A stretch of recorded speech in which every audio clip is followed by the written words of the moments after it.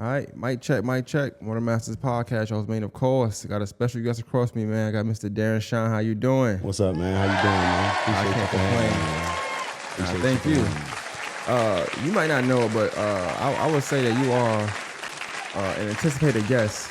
I've had every year I ask people who they went on, and all the sports people say Sean.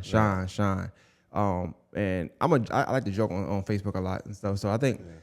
When I first like got wind of I had heard of you, but actually like what you was about, what you did, and like your career and stuff. Mm-hmm. It might have been 2016, 17, 18 when they had the Glen Hills versus Richmond at the. Yeah. I forgot it might have been homecoming, something like that. Yeah, I don't know. It was. Yeah, and that's the first time. You know what I'm saying? Because they kept saying pig. I kept hearing Sean, so I'm like, okay, pig, Sean. I ain't from here, so I'm not putting two and two together at all, making four. I'm just like, you know.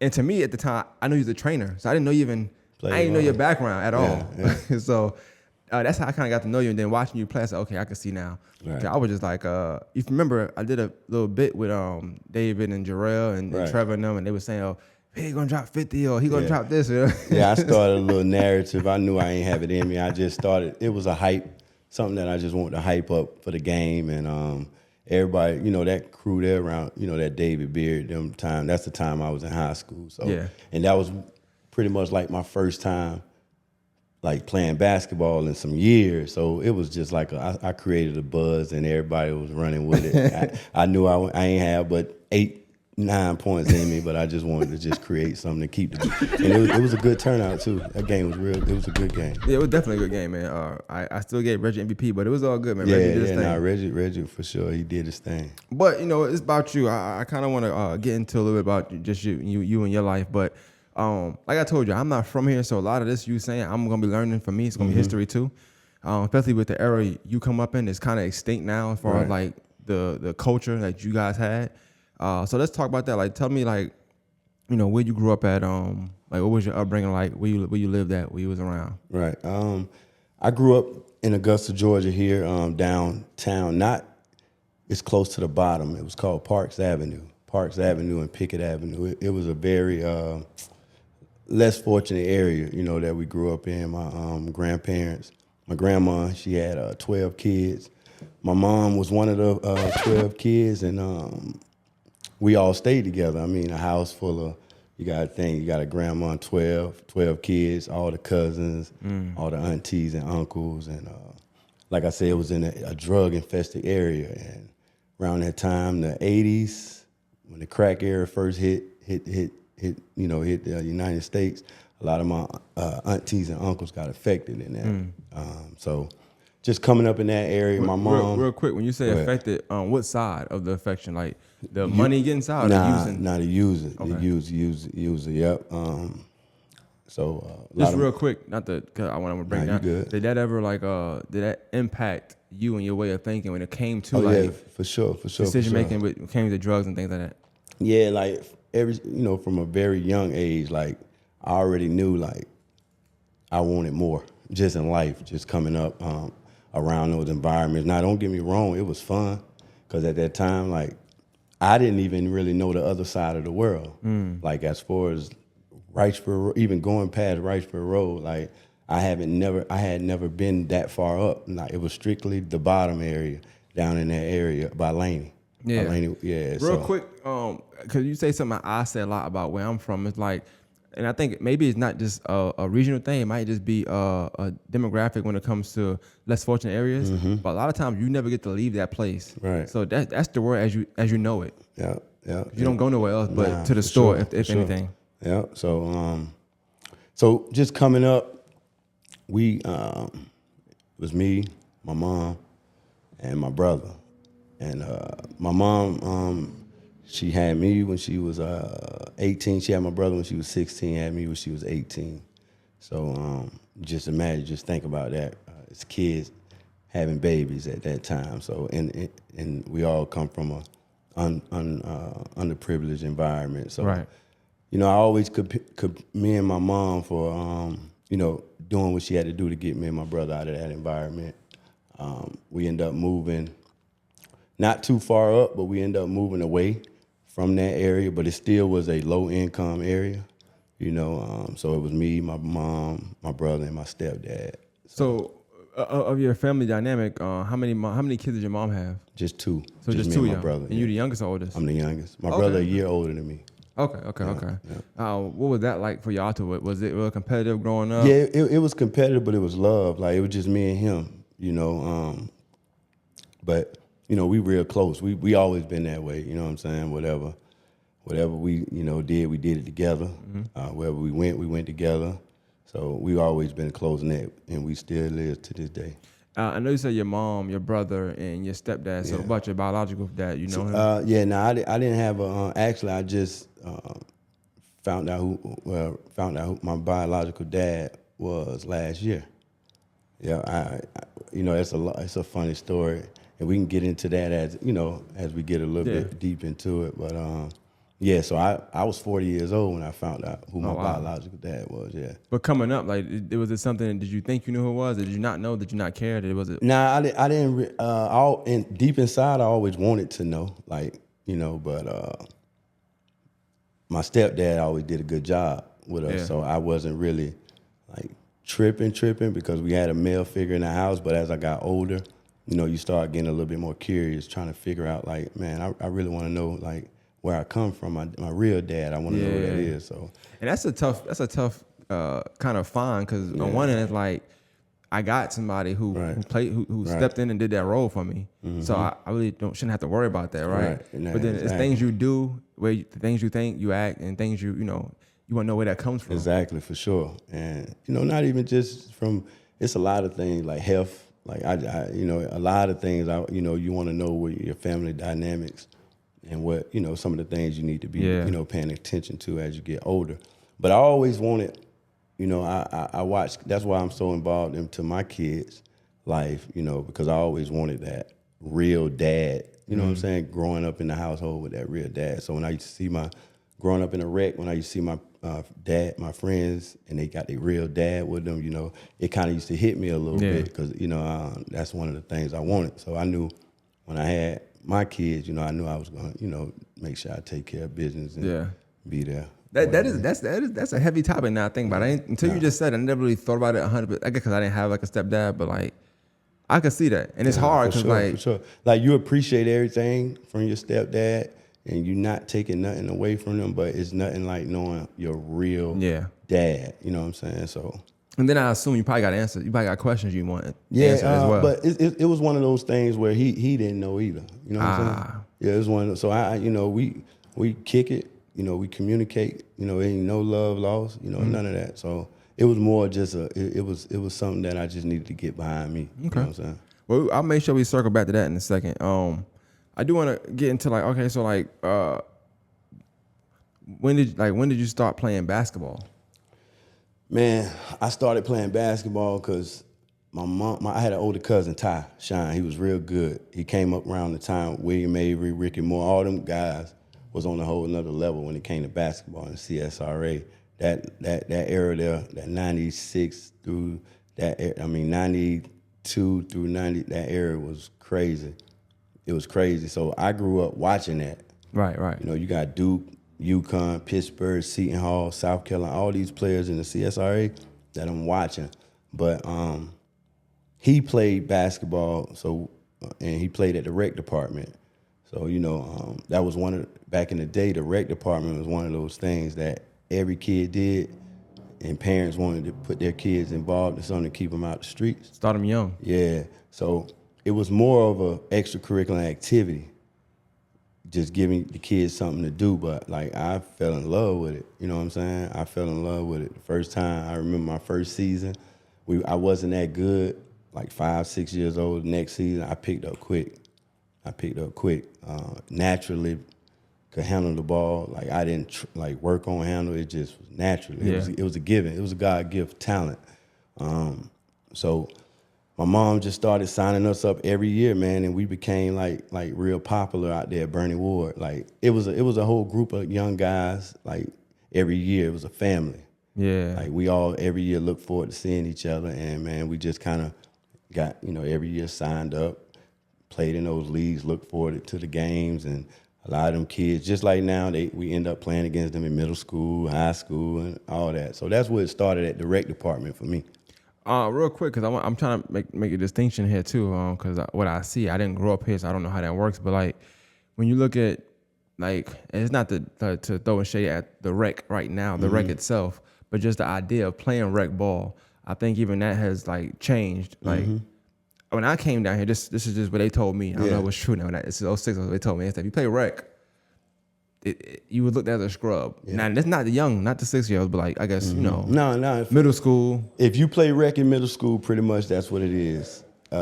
You pretty much those are kids that in some instance didn't make the middle school team. Yeah, not all, some, because right now they're doing both. They just so saturated with this basketball stuff, man. But that's one of the things. But back in the day, that was the only thing. Like, that was the only thing we could have did to play organized basketball was rec. AAU wasn't as big as it is now, so the rec department, all the hoopers came from there. Maypark, they always had hoopers. Bernie Ward, so that's where it started at.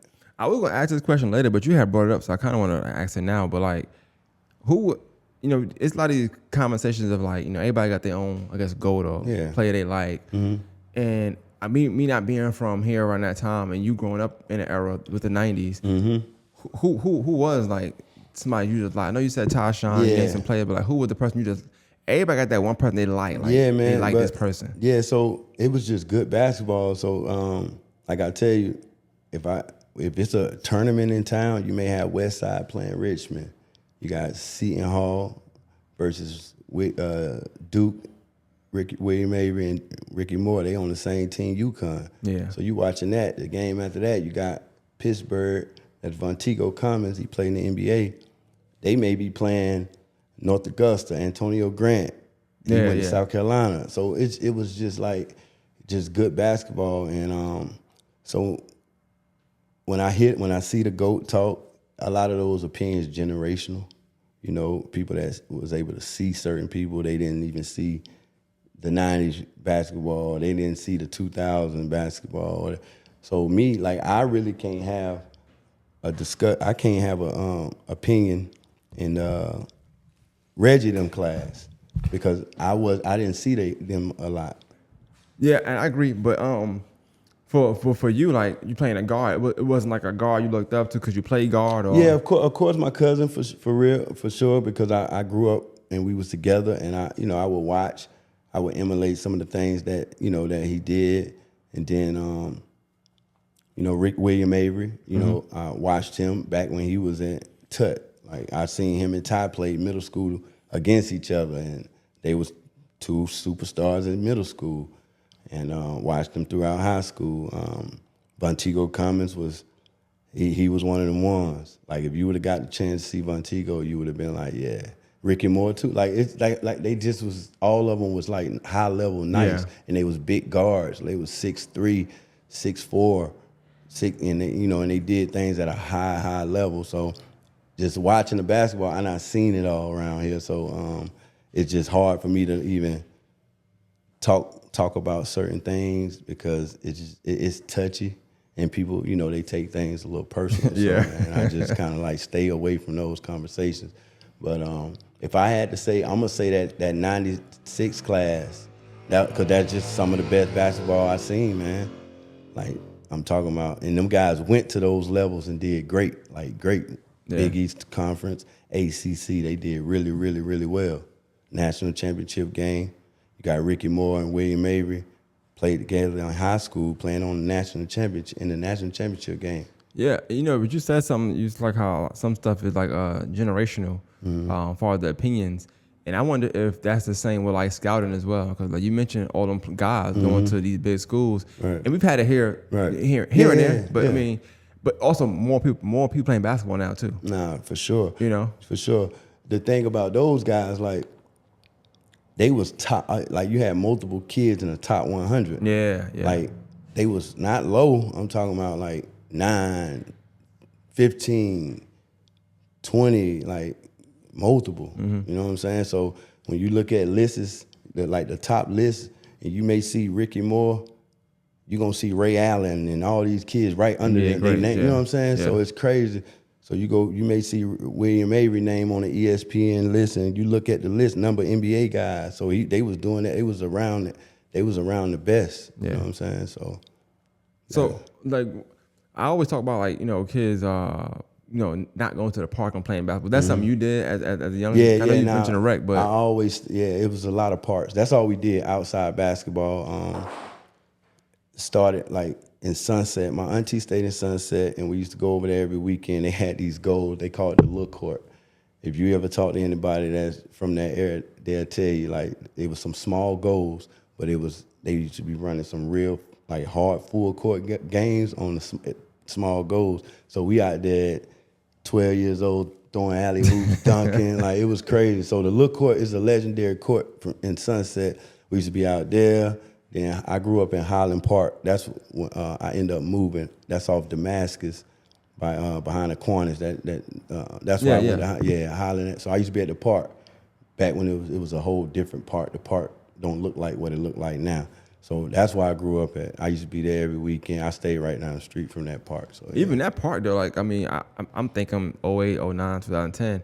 You drive by like at this time right now, it's crowded. Like if you go there's nobody out there. Nah, it ain't. They not doing it no more like they used to. Cause we, right now, like we even with my kids, we talk about that now, man. Just the social media era and the games and all that. It not took away from all that. You mentioned like some players in the 90s like doing it at a high level, but just like if you can like walk me through a day or a week or in the summer or spring whatever of you and your era, like because a lot of times y'all stay at the park all day, and then if you have practice, you go to practice, you go back to the park. Yeah. See, the thing about my era, like we didn't have a push from parents as far as because they was busy working, trying to figure out life. We pretty much fell in love with the game. We was doing it on our own. Like I may get up in the morning with my cousins.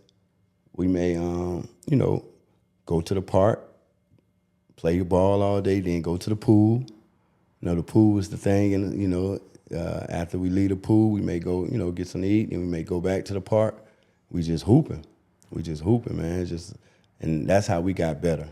And those outside courts made us tougher because you never know. You foul somebody, you're gonna end up like getting in a fight, and So it's totally different now, man. Totally you learn a lot of life lessons on the court. Yeah, so much. I think one of the best things I like about just being outside going on the court is like you be 9, 10, 11, but you playing with 16, 17, 8. You kind of that was I always thought like the gauge for whether you was nice or not. Like you could play in your school team all that, but when you go to the park, it's a different level. And grown men start picking you. Yeah. So we had dudes at the park that couldn't make the high school team, but they was dominant at the park. You couldn't stop them. Like it's a lot of them that grew up in Highland Park like that, man. That you can't stop them at the park. I may be a college recruit player, but you get this joke at the park, he look like he the guy. He hitting there like that. So it's crazy. They got a feel for that outdoor court. Certain people got a feel for that outdoor court. Yeah. But I think too, if you look at like a coach from a coaching standpoint, I know you're training now and stuff, like look from that standpoint, it's some players you kind of won't pick. You like they can be nice, but that you doing yourself a disservice because they ain't gonna play in the team long. Exactly. No, for sure.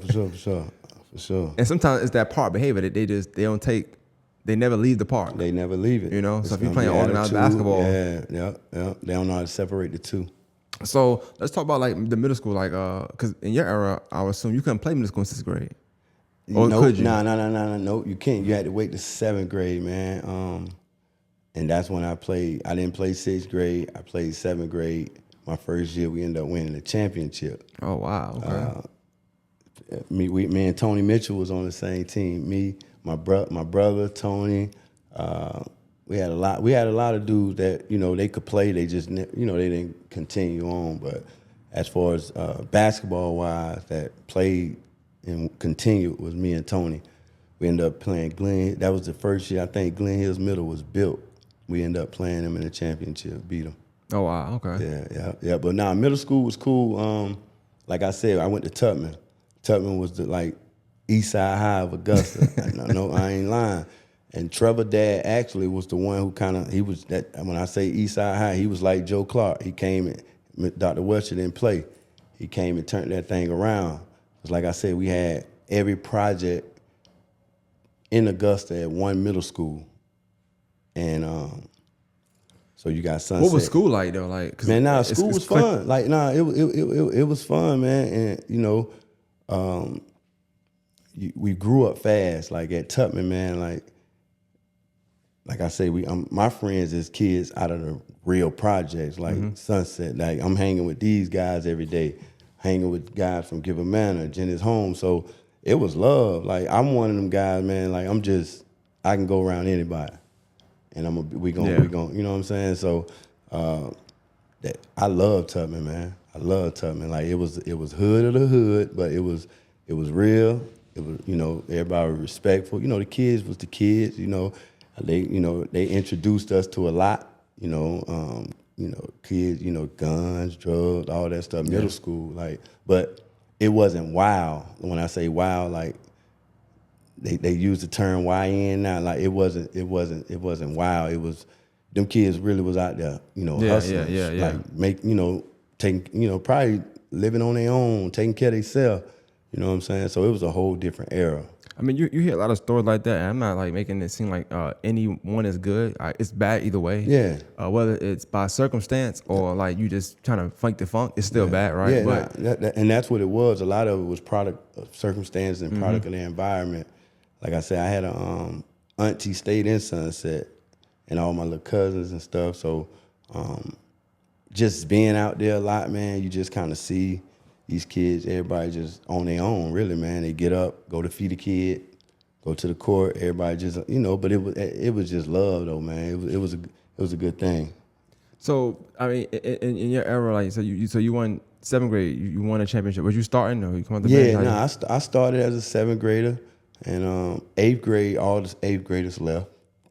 When I got to 8th grade, everybody left. I pretty much was stuck. I had like 2 real ball players, one of my main homeboys, 2. So I'm assuming y'all didn't win the championship next year. Nah. Okay, I was trying to see if we get into that. I got it. I think Glen Hills may won that one. You remember George Brown? I hear his name a lot. Yeah, George was nice. Vanda Tompkins. Who else they had that year, man? But they was loaded. I think they may won that one that year, man. Did it beat y'all in the championship or y'all just? We lost in the playoffs. Okay. So Tony Mitchell older than you then? Yeah, he was 1 year older than me. Okay. He came out 2001. I came out 2002. All right. Back in the day, it's called Hornsby now, but it used to be called East Augusta. Was you here when it was called East Augusta? Yeah. I think they was good that year, my 8th grade year too. I hear a lot of the schools like in that area. I know you on some circumstance. I know it's like the environment, but the rougher environment, a lot of times it just breeds rougher and better basketball players. I don't know why it just does. Yeah, it was. I'm telling you, back in the day, the projects in the hood always had a high level kid in there. Like, you know what I'm saying? So we can go down in the bottom. It's gonna be some hoopers down there. You can go wherever. Jenny's Home, Sunset, it's gonna always be some hoopers in there. So like Tony grew up in Sunset. Like Tony grew up rough. So you know what I'm saying? So just to see, how he didn't become a product, because you would have thought like just how he grew up. Yeah. Circumstances, but that basketball stuff saved a lot of us, man, for real, because we didn't have that push from those parents. Like I had support, but like I ain't gonna lie, he did it. He came out of that thing on his own, boy. It was rough. I hear a lot of stories about him too. Yeah. Hopefully I can sit down with him one day as well. He'll sit down now. That's a good dude. That's my man to this day. Real good dude. I just hear about him, like, and it's myths to me because like y'all in the era where like, let's say for instance like you got I don't know how many sons you got, but I know 2. All right, so I know 2 of them. But like I could watch the highlights today right now. Yeah. I ain't gotta be at a game, but I can go watch it right now. Yeah. I can't really find all y'all stuff, unless y'all got tape somewhere. Yeah, and that's one of the things that I like. Even in college, man, like I can look up. I graduated 20 some years ago, man. But that's when YouTube first hit. Like I can't find nothing on YouTube, man, for real. Like nothing, man. So yeah, we can't really go back and watch that stuff. But Tony was the real deal, man. I think that's one of the dopest things about like y'all times. Even you talking now, like I think the dopest thing is like you gotta you gotta listen to the story because I can't see it. Right. So I gotta listen to every detail you telling me to really feel how that felt, how that environment felt in the '90s, back in the day. Nah, it was real, man. Like those guys, like a lot of guys, you know, like Reggie, PJ, and all them guys. They to me, they was the young guys back in the day, like the little guys. I would see them at little camps, like Jared White basketball camp. They was small little guys. So just to see them come up, and because they watching guys like me and Tony and them, so they you know, they getting better from that, and so. This thing just, you know, every year, man, it's gonna be a whole different generation. Nah, it's dope because you mentioned, like, you know, the Will Averys and the Von Tegos, and like you talk about them, and then but there's an era that talks about y'all, like Tony Mitchell, you, and they talk about y'all from a guard standpoint, you know, Ricky, and then, you know, then I got like, let's say my brother, my brother, I know one of his goats, he don't say a lot, but like I remember the first time he saw like Rod Hall play, like he came home like that was like the best thing in the world. He talked about it all weekend. I said, I don't know who this guy is. I don't want to hear his name no more. Now, hey, Rod was the truth. I never saw it until like later on. Like, okay, this is what he's talking about. Right. Nah, Rod was nice, man. Like I say, man, this era, Augusta basketball it's a really good basketball city, and I like where it's going. I really do. You know, I just think more people gotta. That understanding at a high level, not the game, but just how this stuff go, because it boils down to recruitment, understanding just the recruitment process. Like, I think a lot of kids do get misguided, and parents getting the wrong information a lot of times, and I have seen that in the kid game. They may not go to a certain place because they following the wrong information sometimes. So I think when the right people get in place to, you know, direct and guide these kids, I think it can get better. I want to circle back to that. I want to get more of your story from the high school standpoint, but when I get to your college, I think we could talk about that a little more, because that would make more sense then. But as far as like, okay, so you have your career at Tut, right? And so you're going from there. Now school, I'm assuming, I don't know, you let me know. It might not be what it was back then. So I know, I won't put him in there, but like your son maybe right now. Right. People might be, maybe because you his dad, maybe not. Right. But if you wasn't his dad, they would be texting him, calling, hey yo, when you what school you trying to go to? Right. Recruitment now is like in 7th grade, 6th grade now, right? But back then, whatever school you went to. At that point, like you are.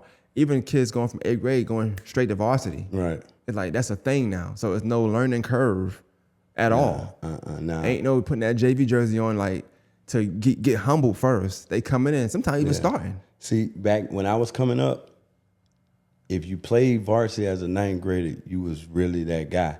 They didn't give out those jerseys. You had to really like earn that. You had to earn it. And most times you played JV. So if you only, like, Tony was, around my era, was like the first person in that 2001, 2002 class that played varsity. He started as a freshman at Josie. That's tough. At Josie? Yeah, Josie. And Josie's known for guards. Yeah, Tyrone Hayes, he was a Division I player. Richard Wilson was a Division I player. So he came in as a point. See, Tony was not. Tony played with Kwame Brown in the piece. I mean, for Georgia Stars. Like he was one of. I'm telling you, Tony could have went higher. He went to college in Charleston.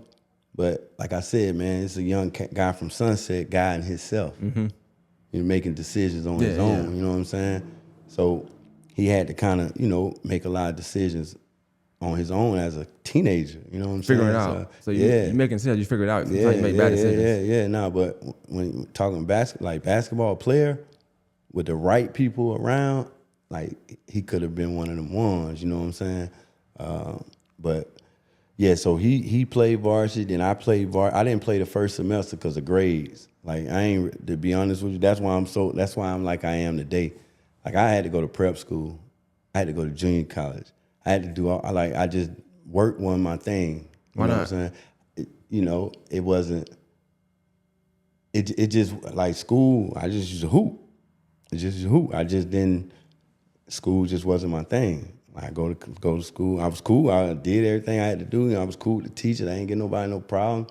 I just work just wasn't my thing, you know. And then it wasn't that I couldn't do it, because when I needed to pass, I gotta get this C. I'm gonna go. That's an athlete for you, boy. Yeah, that's exactly how it was. I'm gonna tell you, when I went to prep school, that's when I kind of seen how smart I was. I went to an all boys prep school in Maine, man, and like I started. That's the first time like really started studying.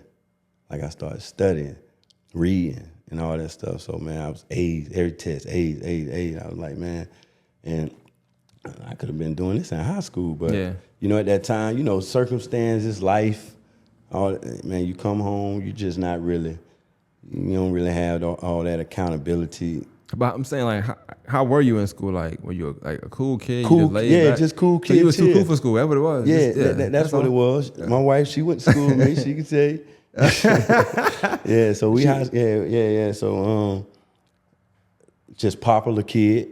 I mean, I'm just asking because like people gonna watch, especially sports people. So I want to get this. So you went to Richmond. So you're playing. Now you said your first semester you didn't play because your grades. First semester.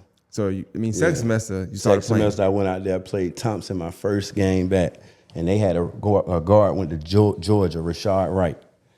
If you Google him, you'll see he played with Jonas Hayes, Jarvis, all them guys, and he was nice, 6'2" point guard.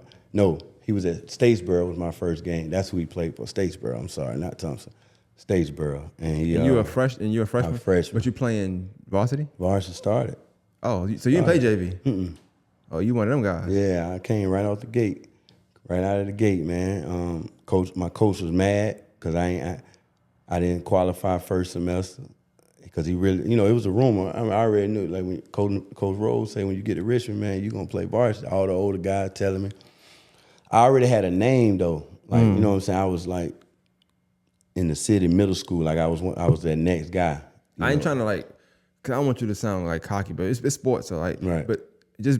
Real, like, did you feel like when I come, I'm better than the people that's for me anyway, so it didn't matter. I knew that for sure. Like, like for real, like if you grew up around that era, like it was Tony in 01. I was after that. So the whole Augusta, see, I had handles. My handles was crazy. Like you would have thought I was from New York the way I dribbled. Like, so that was my thing, crossing people over. Like I really didn't have a jump shot till later on. But just nobody didn't really want to guard me. I used to like Tim Hardaway coming up, so I used to do that killer crossover all the time. Yeah, I had an in and out, but my handles was just nice. And you know, some people used to say I dribbled too much or whatever, but that just was my thing. I knew how to get, you know. So everybody, but I was a point guard. Like I knew how to run a team. I break a defense down, kick, you know, scoring. I was a pass first point guard. And was it because you felt like you couldn't shoot, or just that had a lot to do with it? But I was a little show off though, man. I liked to hear that crowd. To be honest with you, yeah, like you cross, everybody go crazy when you cross somebody up. The crowd go crazy. So yeah, I was in love with that. Yeah, that definitely an error. Yeah. So crowd pleaser. Yep. So talking about like just that first season, like go through your freshman, sophomore. Yeah, first season went good. Second semester, then 10th grade year, I was getting better and better. Like I had a great high school coach, man, Coach Rose, man. He was really good. Like he the one taught me the game, like the game. You had him all 4 years? I had Nobles my last year. Okay. Yeah, Nobles been there. Nobles been at Richmond. His first year at Richmond was my senior year, 02. But Rose coached me all the way to my junior year. Like he was one of them hard-nosed coaches. He coached hard, get on you, discipline, and discipline. Like what that mean? Like it wasn't no nonsense. Like you know, it was respectful when you come in there. Like it was discipline. Like yes sir, no sir, stuff that. He the coach that probably won't survive in today's game. That's why I asked you that question, because you got some kids like, you probably felt this way or knew this, like like you know what you mean to a team. But then also kids today, I don't want to say like right now, but just since then, rather. Let me say since then, because I don't want to hurt my feelings. Since then, you got kids that they also know what they mean to the team, but they use that to their advantage because they'll just whine. He ain't let me play. Detrimental to the team, cancers, man. So, and I see it to this day, man. That's what runs me away from coaching, man. I the stuff these kids complain about now. A lot of politics in there. I can't sit around and deal with it. I know I wouldn't last as a coach in this era. I'd probably be not liked because it's gonna be a certain way. Yeah. And if it can't be that way, you know, even if it's the best kid, I just can't do it. I can't sit up here and make to decrease what I do just because a kid, you know, supposed to be so good, want to break my rules, and I can't do that. I can't. It's all about, you gotta have values and morals. And he was one of them coaches that he was a disciplinary, and I was fortunate to have a lot of great coaches, man. My college black coaches, man, like he was a black kid, father figure type guy, and he really like rocked with me, man. Like rocked with me for real. So. But I know you said you were going to your sophomore, you played more, but like for your freshman, like how far y'all went? What y'all do? Yeah, like, we went to the state playoffs first round. Okay. First round. Do you remember who y'all lost to? Nah. No. And then the next year, like sophomore year, we went to the state again. We lost against Statesboro. That Georgia guard I was telling you about. Well, I want to ask you something in the midst of this. Like in the midst of these your freshman year, sophomore year for now, are y'all playing Josie? Do you play Josie? And how them games go? Because like you mentioned, like y'all being this 1-2 guard thing, but like me and Tony was it was crazy. If I could fast forward to my junior year and his senior year, we had a brawl at the Civic Center, man. It was crazy. A brawl, like a fight. Two teams, benches cleared, throwing everybody. Yeah, so it was a Christmas tournament. They used to have it at the Civic Center. It was pretty big. We were playing Josie. Like, we may play Josie. Tony may have 31. I may have 29. It was like that. Or I may have vice versa, you know. But this particular game, one of the guys set a pick on where I'm guarding. I maybe was guarding Tony or whatever. And his teammate set a pick on me. But when he said it, he bowled me. And caught me blindside, bowled me off the pick. Josie got a reputation for playing dirty. Oh, I know. They used to play crazy dirty. And they coach Rouse, he's the Hey, relax on Coach Rouse, man. I ain't even gonna hold you, boy. Hey, twice my sophomore year, if I go back, we in the back locker room. They cut the lights off. They jumped on one of the guys. Like, it was crazy. Every time we played Josie, it was something. But this particular day, the dude bowled me off the pick, bam, and you could tell he came with his bowl hard, bam, knocked me down, bam. Then my brother came out. I know what hit him, bam. Everybody just thought it was crazy. So yeah, but it's all love. Who was winning the game? Who was winning? Man, it's crazy. We end up finishing the game 4 against 5. No, 3 against 4, because the bench is cleared. Then people was fouling out. Oh man. Yeah. We end up winning. Oh, okay. We end up winning. Yeah. So I mean, I'm asking them just to kind of get this, like, because I don't know if it's a rivalry or not. I don't know if you feel that way, but I know y'all had like a competition. But like, who was getting the better, like winning wise? I know y'all gonna go off, but like, what team was winning? Was it Josie winning? Was it Richmond winning? It was. I could say half and half. It wasn't no dominant, you know. And then we was in different regions too, so we didn't play much. Yeah, we didn't play like in. Or if y'all did play, it didn't mean that much to y'all actual schedule. Yeah, exactly. Now Laney was in our region. They was pretty tough. Who you played? Who was that guy? What's his Eben Hart? You play him? Kenny younger than me, but I played against Kenny. Oh, yeah, he's nice though. Nah, Kenny was nice. Kenny was nice. All right, so throughout high school, like what's some ups and downs as far as like the game that you kind of.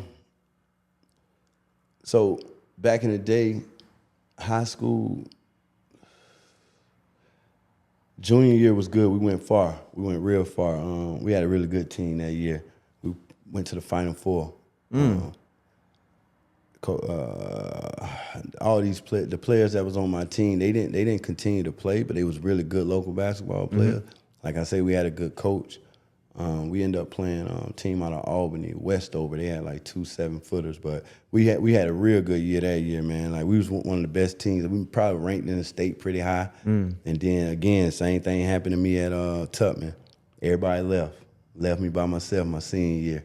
Yeah. Had the worst. We probably went 3-20 something, man. But we ended up winning, like going to the state, because we finished pretty good in the region. Damn, 3-20 is, man. It was the worst basketball I ever y'all up, played. Yeah, it was the worst basketball I ever played, man. I feel bad though, cause I want you to kind of explain it, cause I don't want anybody to feel no way, cause you kind of pretty much chill, and I'm listening, so I'm kind of painting my own picture. And I don't paint the same picture, but like, it's a new coach now, also for your senior year. So but he's still coaching it now, right? Yeah. But so what? I don't know if you know if it's something like negative, and I don't want to know, but like, what was the reason for your coach leaving? Oh, well, he became a principal. Okay. He just furthered his career. Yeah, he became a principal, man, and he begged me. I was gonna go with Laney. He begged me not to go. Because Laney had a pretty good team, and I was finna leave because I already knew some of the guys on the Richmond team. They were younger, you know. They was just coming up, so I knew it really wasn't gonna be as competitive, you know, for me. But how were you? Now I'm I mean, curious. I was, you know, I led everybody. I led the region. I got Player of the Year and all that, but. Like no, I mean, how are you to them? Like, what are they gonna say about that year? Oh no, they'll tell you like they was my guys. Oh, like okay. I still talk to all them jokers to this day, man. But when it comes like basketball related, you know, we just wasn't. It wasn't high level. Nah, it wasn't. Because you keep saying, I know high level. I know what it means to you as you say it. So it wasn't high level basketball. Nah, not at all. And they was my homeboys though, you know. But they like we just wasn't a good team. And I had Georgia actually come watch me play, man. And I was like, we played Cross Creek. And I had a decent game. I had a good game, but it was just bad basketball, man. It was like bad basketball. Mm-hmm. Yeah, I know they were like, never mind. Yeah, So talk about that though, the recruit process, because I know AU was different back then. So yeah. So the beauty, I don't mean to cut you. The beauty of Augusta back then, every year they allow a local team to play in the Peace Jam. So that's why I got my first start at. So what they'll do between Columbia and it was a CSRA team. So they'll put my guy Zach Norris is a coach, older coach from Columbia. He'll get the best from Columbia, and we'll get the best from Augusta. We put together a team. Got you. So at that time, it was I know you heard of Brandon Wallace. Yeah. So it was me, Brandon Wallace, a couple of other guys, and the rest of the guys from Columbia. And that's when I really said, man, I can play, because I play high level kids. Like it was what the Peace Jam is now. That's what it was. Yeah. And I went out there. I led that whole Peace Jam that first year in assists. I'm talking about with the best point guards in the 24 class, like everybody. So, and I might average like 10 points, probably like 8 assists in the Peace Jam. And that's when my recruitment, people started kind of knowing about me nationally. Coaches, I mean, Alabama had reached out, like South Carolina reached out, like schools was reaching out. I ain't understand and know nothing about the recruitment process. So like another thing, so when all the mid majors calling, I'm downplaying them. Like I get a call from like Western Carolina, like I'm like, oh, because I'm just getting off the phone with Georgia. Yeah. So then, what's the name of this school, man? I had never. I mean, I know what it is now. But at that time, it was a Marshall or somebody. I had never heard of that. But you look at Marshall. Marshall, a good basketball school. But I'm feeling myself at that time, so I'm not calling the coaches back and none of that. So this just me young, 16, 17, not really understanding. So the next year, I ended up reclassing and going to prep school because I ain't meet the SAT guidelines, you know. You say the next year, you mean after your senior. So you went to prep school. Yeah. Okay. I went to prep school in Maine. And that's when I said, man, hey, it's real. This basketball is real, because we had 8 players go Division I on this team. So that's the first time I ever played on like a really, really high level team. Kentucky, kid go to Kentucky, St. John's, Hofstra, VCU. Man, we was loaded. You know what I'm saying? So every night I'm playing against a point guard, maybe going to Iowa State. Then I got the next night I got to go and play against a point guard going to Rutgers. So I'm like, man. So it was a reality check with me, because I really thought I was like the best point guard in the country at that time. Just coming from Augusta, because everybody blowing me up, telling me I'm this, and I ain't never had really traveled outside the world. That Peace Jam was the first time I really played against other really good kids. But then when I went to prep, it humbled me.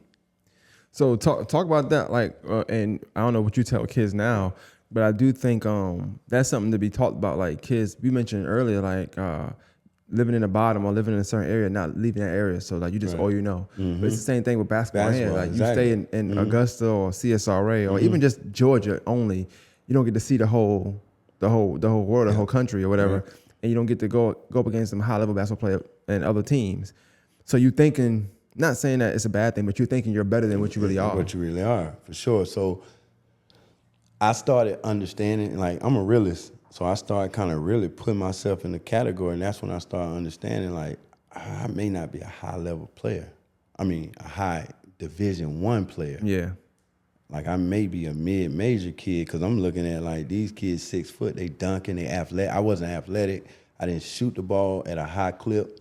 I handled, and I had a good IQ. I can play D and all that. But as far as like when you're talking about NBA, you know, I was like, man, I'm behind. You know what I'm saying? So I just go ahead. That's a good question. I want to ask. So I don't know if it was in college at all, but like when, it's probably a hard question to ask a sports player, but like when did you feel like, okay, I'm not going to the league? Man, so my first college game was against Illinois, against Darrin Williams and D. Brown. That was, I don't know if you remember Darrin Williams, played for the Jazz, point guard. I know Darrin, yeah. Oh, okay, yeah. That was my very first college game. And I did good. Like, I did good, man. I had like, may had 10 points, but I had like 8 assists. First college game. And I was like, man, if I keep going, it only can get better from here.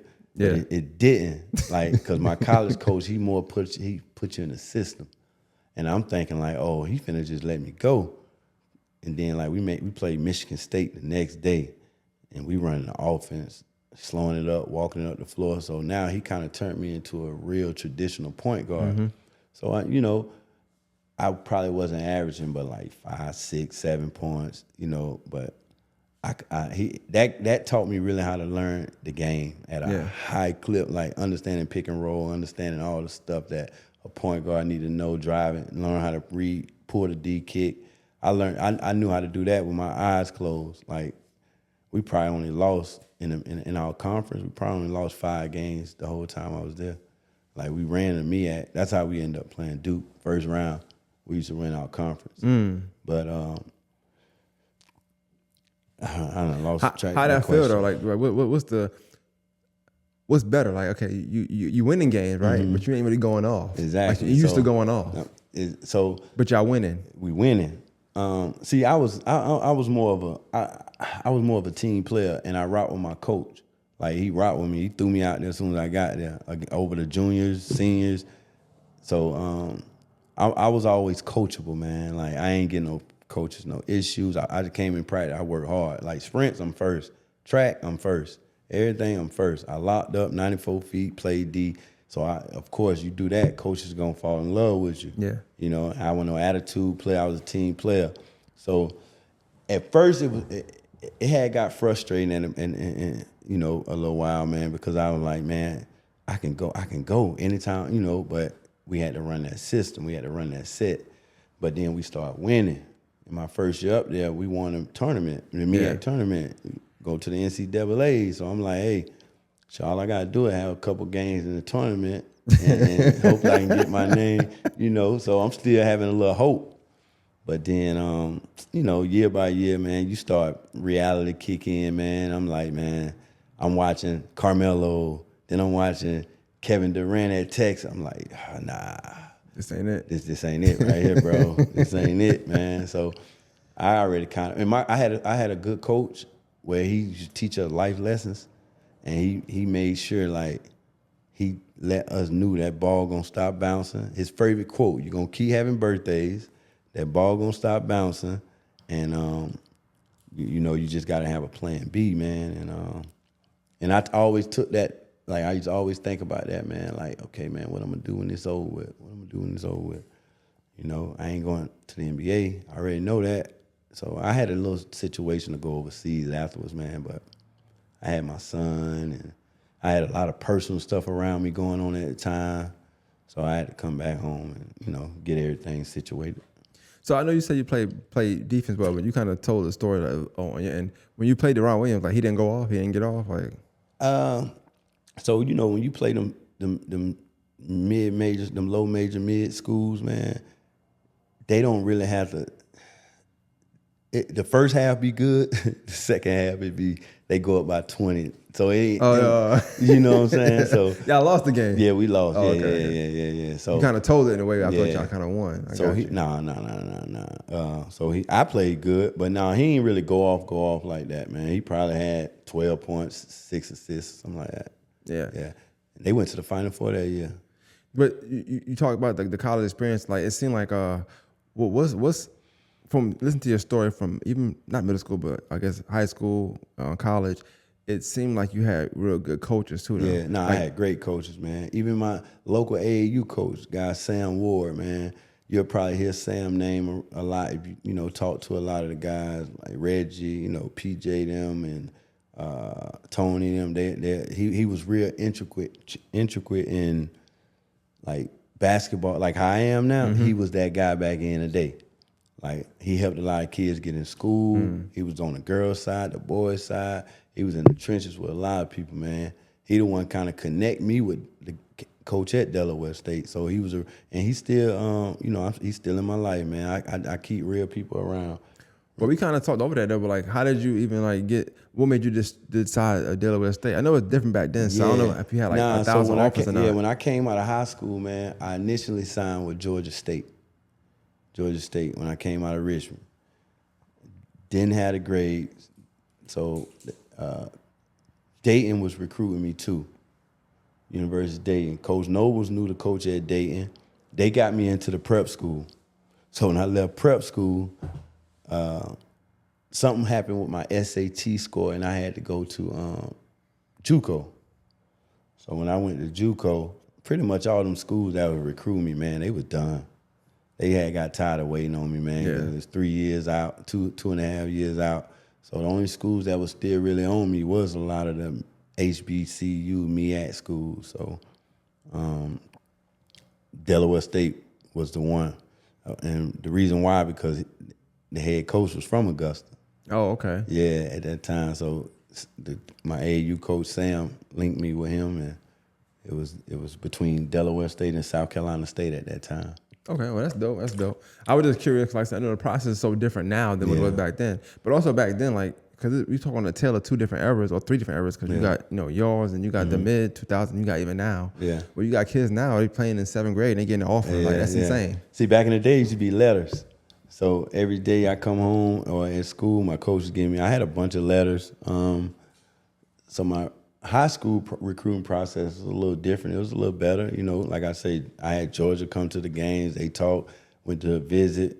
When the visits, I was going to go to Georgia State. That's why I initially signed.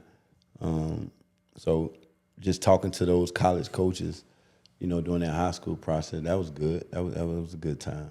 But you talk about different eras. I had it in my mind to ask you, coming up, like I said, when I moved down here, it was a culture shock for me because of the city, the town. It was a basketball town. Mm-hmm. Play football too, but the basketball town here, you had Curtis, you had Austin Steve, you had Brent, Day, Trevor at the time. He was, I think, a junior. But you had all these good players I had seen play. Like, these dudes is nice, Mm-hmm. And I'm coming from the mecca of basketball. Mm-hmm. I'm liking them playing. Like, they're not flashy, but they playing good team ball. I never seen that in my life. But what I did like about the city was like every Sunday, I wake up with my grandma. The Chronicle. I feel old now. They throw the paper. You know what I'm saying? You get the newspaper, the Chronicle, right? Yeah. And you open it and you got the sports section. Yeah. And you get to see the game. It was a Saturday game. You see like who laid it up. Yeah. And I remember my brother, us watching it, and we'll see like who scored what. Mm-hmm. We kind of analyze why they had a bad game. We don't know because ain't no highlights, ain't no AGB ball, ain't no film. You just kind of like, why the person had 2 points? You don't know why. Maybe he got in trouble. Maybe he got locked down. You don't know, right? But one thing we liked was like just the fact of seeing your name in the paper. In the paper, yeah. Yeah, I still got all my Augusta Chronicle clippings, man. I did keep those. Still got them in the house, man. You think kids care about that now? Nah. They want to see it. They want to see a highlight tape on Instagram, right? Yeah, that's all they care about, man. They don't care about none of that, man. Like I try to show my sons them my stuff. They don't pay that stuff no attention, man. They don't be listening to none of that. They don't want to see none of that. It's surreal to me to think about it because I remember we still got all dawns, and I would like buy 5-6 papers just because I need to send it to my dad, send this to my grandma, send this. And now it's like you could send a link to somebody, and it's like that's there. it. Yeah, that's a new day, man. New day. And so I was just curious on that, like from that standpoint, was that something you pride yourself on, like making the paper? Even that was like a big thing. Yeah, no, I love to be in the paper, man. I love to be in the paper all day, like every game though. So, you know, pretty much after my senior year, I probably was in that like every week, probably pretty much. And then like the top players, they always come do articles. Little, you know, articles on play them on. Yeah. So I always had a big article every year that my mom, auntie, everybody be having. It'd be all on the news or whatever. So yeah, I always look forward to that, man. That was dope. I did want to like pivot a little bit. So like in college, you be playing ball, and so it's winding down now. You about to leave college. Like, did you finish school there? Like, what's your exit plan at this point when you feel like, okay, I ain't going to the league? So now what's going on? So I graduated for sure, and then I was gonna give it a try overseas, man. But I was dealing with an injury. It was a lot going on at the time. I was dealing with an injury. My wife was pregnant with my son DJ, and I just had some personal stuff at the house with my mom, my stepdad, and all that. So at that time, 21-year-old kid, making, you know, handling, got to come home, take care, was there. Gotta go take care of here, and I wasn't even thinking about basketball, man. Real life had hit. It hit quick, and I stopped playing basketball just like that, man. I ain't giving no, like, cause I had been playing since 5 years old, and then that's why like life just hit me just like that, brother, and I had to get to it. And I think it's something to be said about players, because a lot of times that's the time. Usually, right before you finish school, right as soon as you're done with school, like people will just stop. Like with they ain't playing no leagues, they ain't trying to do no extra stuff. They just stop and they just go on with life. If I could have, I would have. It just was a little too, like for me at that time, it was just too much going on. Like and you know, it's one of them things that, you know, we sat down and talked about it like a diamond. But it was just a lot of little personal things that I had to kind of deal with. And basketball just wasn't a good time. And if I had a situation lined up right after, I probably would have went. But I had to go do some like workouts and tryouts for these teams to fly me over there in Mexico. It was just too much, and I was like, man. And then one time, William Avery, Tony called me. William did too one time, and man, I turned down like a $70,000 contract one time, because I felt like I couldn't do it no more injury wise. I couldn't play D. Like it was a back. I thought it was the sciatic nerve. It was a pain that I couldn't really defend, and it started coming towards the end of my senior year, man. People were blowing past me. Like, I was a defensive guy, but it was hurting so bad I couldn't really defend like that. So I was like, man, I don't know what it is. I went to the doctor. They couldn't figure it out what it was. So I was just like, man, whatever. I just started, Well, I know you said you was too cool for school, but I did like school a little bit. So like poetry was I like that. And this is poem by Langston Hughes, and it's called I think it's What Happened to a Dream Deferred, something like that. I don't know.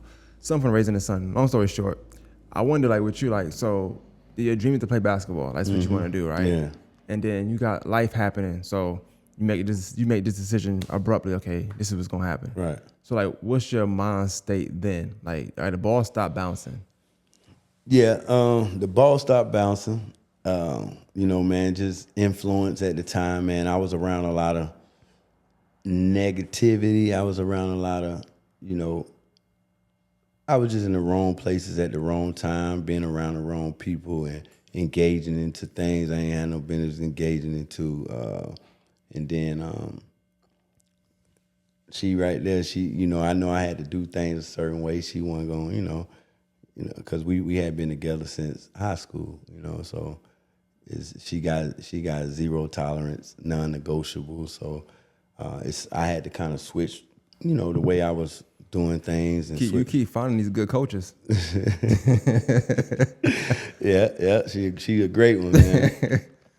So, and then with my son, like, man, like I told you, I could piggyback what I was saying earlier, man. I just kind of wanted to be there. I had my degree. So what I started doing, I started working at the rec department, Augusta Parks and Rec. And that was my first job.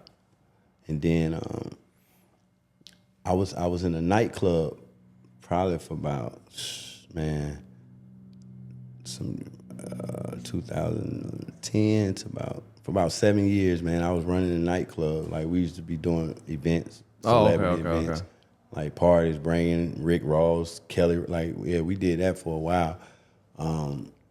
What's your degree? I'm sorry. Sports management. Okay. Yeah, okay. Yeah. So I was just a young kid trying to figure it out, chasing that dollar, brother. Just to be honest with you.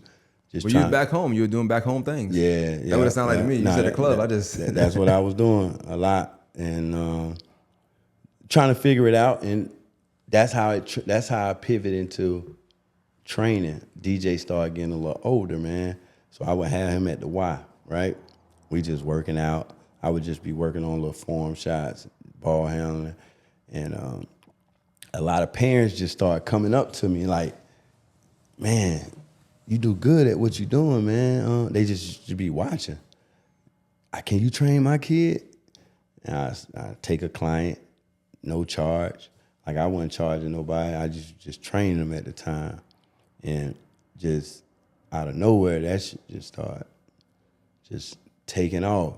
And it started from just me in the gym with DJ. Mm-hmm.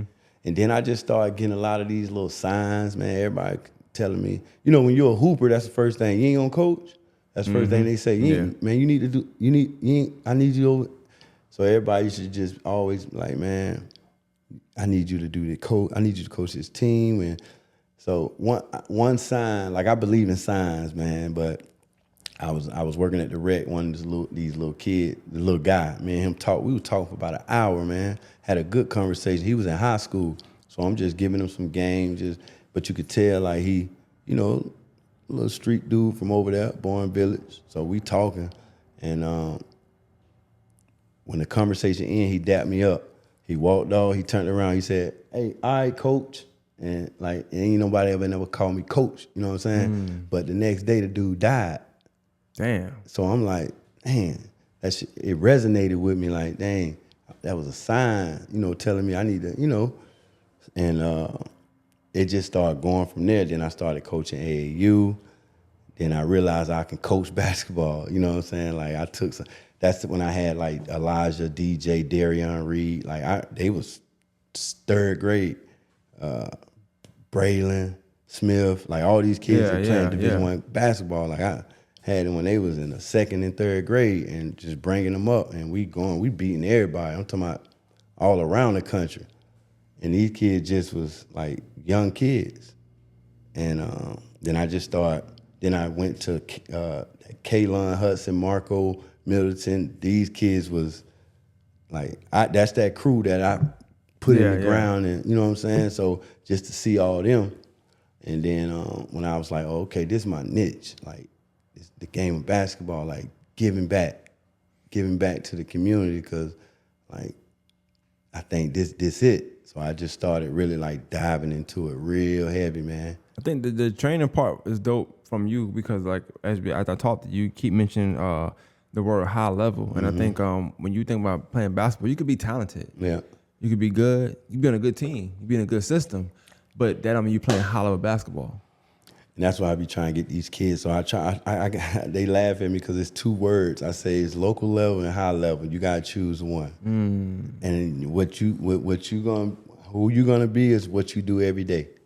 So you don't tell me you want to be a high level player, man, and you're not doing your job description every day, because it's a job description to be a high level player. And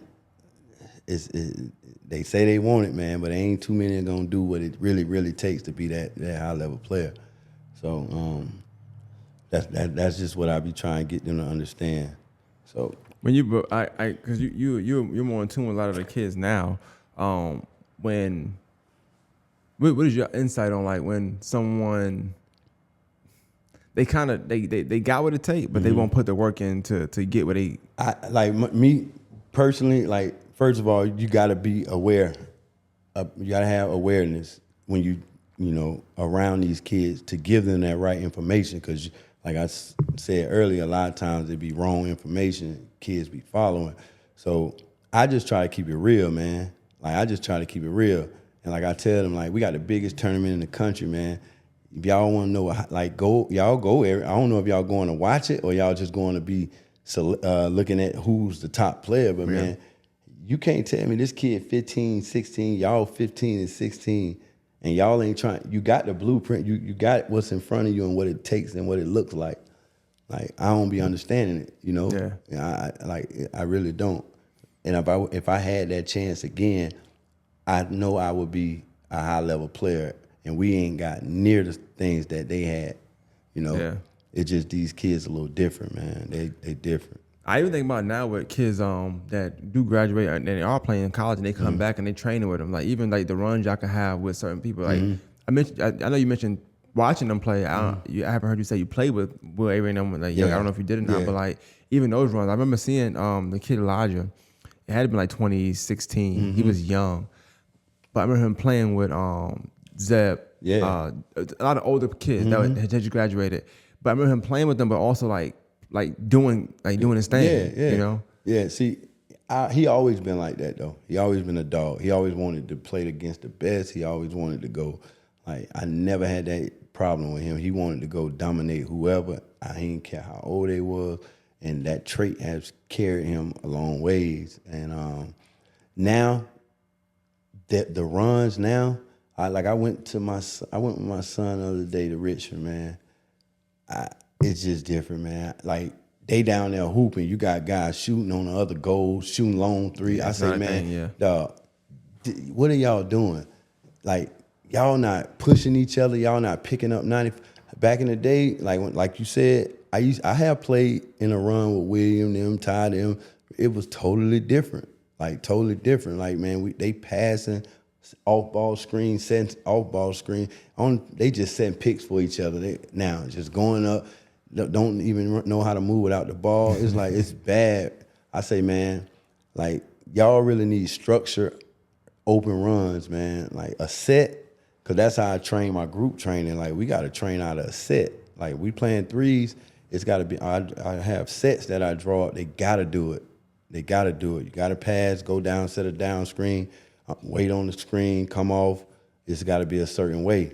But I say, man, like these days is different. And then if you go in there and try to structuralize a run, the kids ain't gonna come no more. You know what I'm saying? Yeah. Because now they can't just come down, tween, side step, shoot. And that's the stuff that's why they're not playing in college. You can't play that way, man. So it's different, man. So I know I said that about circling back, and I didn't write it down, but I did want to circle back to that about just the kids and like the politics when you got certain kids want to play or ain't gonna play because this coach being mean, this, that, and third. Like how much of a detriment is that to a kid when they do have to go to college? Because college ain't gonna play with you; they don't care. Yeah. So I think right now, man, if we can get enough coaches in this area that's all in one accord, that it can set them up for college so they can be ready for it. But what I'm hearing now is a lot of kids in college in high school getting away with this stuff in practice. So when they go to college, they can't deal with the adversity. So they in the portal because they never had a coach talk to them a certain way. You know what I'm saying? So kids not working hard in practice, is not accountability in practice, because this kid's average 20, you're not gonna bench him for being disrespectful. If he not giving effort in practice, you still gonna let him play? Like, no, they not doing that in college. So now this kid finna go to college with that same mentality. Yeah. Then he gonna be home, and then he gonna be in the portal because he feel like the coach don't like him. No, that's how coaches coach. That's how they coach. So I just wish we had a little bit more. Like, even the kid, my guy at Grovetown, Darrin Douglas, he took a year off, man, because he do it the right way. Like, he coached 6 o'clock in the mornings, weight room. He one of the ones that really do it. But now he taking a year off because these new generation kids. I don't really know what really happened, but yeah. I know him. He coach hard. Yeah, he coach hard.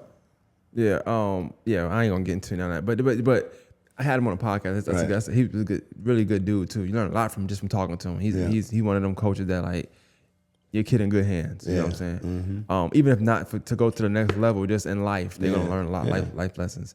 So definitely shout out to him.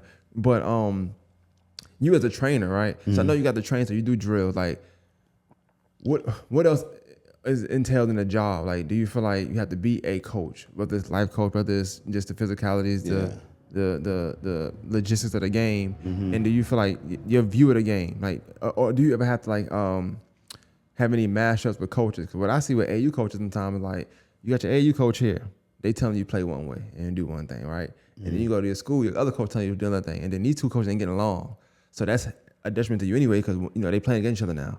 I know, like for me, my brother, I would say like when he was in school, like his AU coach telling him to play one way and do one thing. Then, you have a game. Then after the game, like, yeah, man, the coach ain't doing this.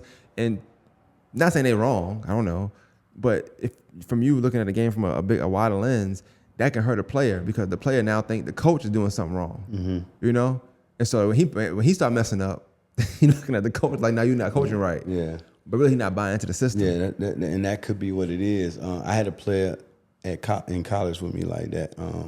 So one thing about it, man, that's why they always say, man, really do your research before you go places, man, and find out your fit.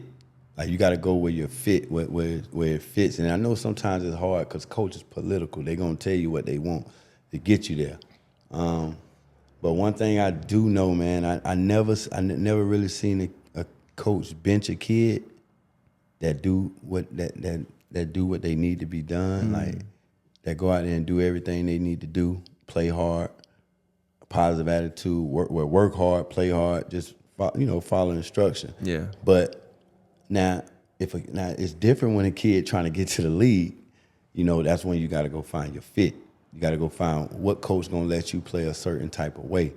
But with me, man, I feel like from a training aspect, I think kids need to really, I think they skipping too many steps, especially at a young age. I think they not, see, the way I train is more like a curriculum. It's a program I use. So you can't get to this next class until I feel like you have mastered this down here. I'm not finna skip. I'm not finna have you right here all the way to this. No, you're gonna have to take it here, here, here. Like right now, like I really like my young kid. We spend majority of the time like just form shooting. That's all I care about right now because I get kids so late in the game where they don't really understand mechanics and technique. They're pushing. They're using two hands to shoot the ball, pushing. I got like 6 and 7-year-olds really coming up under it shooting. So, I tell them right now, we're not really focused on the ball going in right now. We just mechanics right now because if you 6 by 8 or 9, you're gonna pretty have a fluent jump shot, and that's all. So if they patient, they got time to really develop into who they want, but. I don't do well with parents that want it overnight. I don't do well with parents who think their kids better than what they are, because it's a process. You know what I'm saying? Real quick, I have to cut you up there, but like, how do you tell that parent or that player like, hey, you're not really what you think you are? I understand the situation. Yeah. Like if it's a high school kid, I'm talking about the time. Like, look at the time. You 10th grade. You ain't got this, and this. Like, how you're going to have to kind of understand. That's why I'm big on the word basketball awareness. Like, if you ain't aware of, like, your skill set, and that's why a lot of parents get into it with coaches because, at the end of the day, as parents, we all think our kids are better than what they are, really. So I think if a parent aware and understand skill set, a lot of times they will know, okay, I understand why my kid may not be in the game in this situation or not being able to do this. And I think that's what we lack at. I think nobody's really doing the research of understanding the game, understanding your kid's strength and weakness, because some of the stuff I hear just be mind-boggling, man. But see, some people would think you have it good, but because you, I don't know, you got a team? No, right? Nah. So you do train mostly, right? Yeah. So maybe you don't get the whole like, oh, why my kid not playing? I used to, but the only thing you could do, like, you could keep it real. Like, one thing about it, if you really understand the game and you can explain that correctly to the parent, you'll have a better outcome. Like, but if you really don't know why you're not playing a kid, and because a lot of times that goes on is favoritism. My dad, the coach, or the homeboy, the coach may be messing with the mama. You know what I'm saying? It could be anything. For real. Yeah. So in my situation, I always had explanations. Like, look, we can have this conversation. We can talk. Call me tonight and let's sit down and talk. Now I'm gonna tell you what your kid can do to earn and what they can do to, get better to earn their playing time. But I'm gonna give them the real. And I think when you're aware and you really understand, you can break it down better to the parents. I agree. I think even like I'm in management in my life, but like even then, like when you tell somebody the why behind something, that usually clear up anything else. It clears up everything, man. Like, it even clears up problems. Yeah. Like, I had people assume that I felt the way, and when they had that conversation with me, they end up. I apologize. It wasn't. I understand now. Communication solves everything. When you that's why I'm saying I suggest just everybody who's getting into basketball, especially with your kids, just make sure you understand the game. Because sometimes we look at it we may see our kid just on the bench. Mm-hmm. That as parents, that mess with us. Like, I can admit it mess with you as a parent. But if you ain't aware enough to understand why, you're gonna go knock a coach head off. That's just what it is, So, well, what about you? You got a son? Now I'm very aware, and he'll tell you, like, both of them, like, they both went through their adversities. I ain't, I don't be tripping because I tell you're not playing because of this, or you're going through what you're doing because of this. Change it, and then we'll deal with it when you change it. If I feel like coach being unfair and you going in and doing what you're supposed to do every day hard but that coach got things that you're not doing. And I always had those conversations with the coach. If it's an issue, they tell me what they expecting, and but I try to be aware. Like, do you think it's hard? This is just a question I have to ask now. And I think about it. I never thought about it, I guess, from this way the whole time watching them, because I watched a lot of middle school basketball this year. So I watched your son a few times. Mm-hmm. And I think the playoff game was when I watched the most. It was a playoff game. I don't know. Then they played Murphy. If I'm mistaken. I could be wrong. So I don't know if I'm wrong or not. I think I seen you that day. Day. And I remember watching it. And I always think your son is funny. That's just me. Like, I like him. Because he's funny. He's real confident, but he's funny. Like, he's not trying to be though. That's just him, right? Even the first time I interviewed him, he got so hyped, and I just thought he was good. I'm like, I'm not interviewing. I didn't know that he was your son. Right. Even when I asked him his name, I'm not knowing that. Right. I ain't made the correlation until later on. I think you might have shared it. I said, oh, that's his son. I didn't even know that. But as I'm watching you, and I'm watching him, and I'm watching the coach. I'm trying to see like if everybody on the same accord, and it pretty much was. So I did like that. But I wondered if. Do you think a coach like ever feel like pressure coaching your kid, but knowing like the high level of IQ basketball you have? Yeah. Now, that's why I try to do is make sure that conversation is clear. Like my Kingsley went through a lot of stuff he went through because he wasn't putting in the work in. So I told him, like, it's gonna happen. What you doing? It was a reality check. Like, for these last 3 months, he been in the gym every day. Like, he have gotten so much better in 3 months than he did 2 years because he didn't want to be in the gym. And now he's in the gym every day. So, but to your question, I think it is, but I think I do a good job of, letting them know, man, coach, you the coach, brother. You the coach, man. Like, so I don't have those issues, man, at all. Because I do try to be respectful of their job, because I was a coach before, and I don't like parents coming up to me at all. We can sit down and talk when the time is right. Don't come up to me after the game. Don't be so.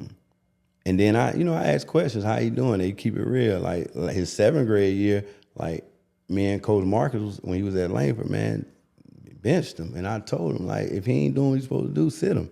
Like, I ain't, because I understand, man. I ain't one of them delusional ones, bro. For real. So everything that he's went through is making him who he is moving forward now. Like he's gonna have a really great next 4 years. Like, well, I'm glad he even here. Cause I ain't think he's gonna beat it. But I asked you the question of like, cause I feel the same way because I watch him for so long that I watch him play, I watch him talk, I see some of the stuff he do.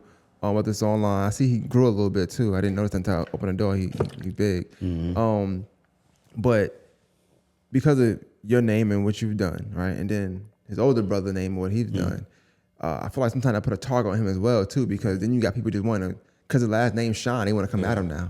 But see, with him, he was so good early. Yeah, like he was like 5, 6, 7, like handled crazy. Like he was just so good. I think he got bored in them games and all that stuff. He stopped working out.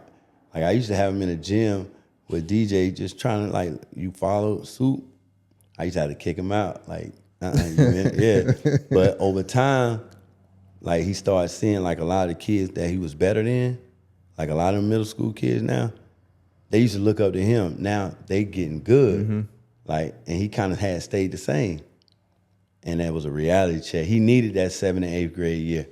It was humbling. You know, it's not nothing, but I've seen it happen to a few kids where it's not on dads per se, but where their dad is like somebody who play basketball at a high level, because so young you get them ready so young, and like then it's like I don't know, it's not that they don't grow, but they don't work the same. Nah. I've seen that a few times. Nope. And the good thing about him now, he's hungry.